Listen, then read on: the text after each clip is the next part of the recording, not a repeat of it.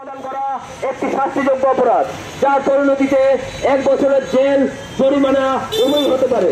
Flying squad এই ধরনের উৎকৃষ্ট যাত্রা ও ভূমিকা প্রতিনিধিত্ব ব্যবস্থা গ্রহণ করবে।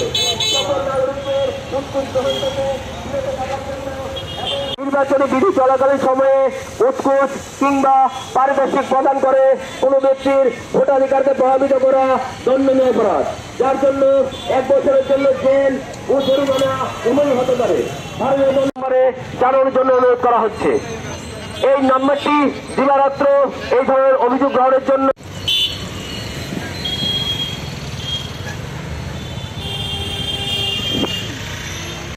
উভয়ই হতে পারে।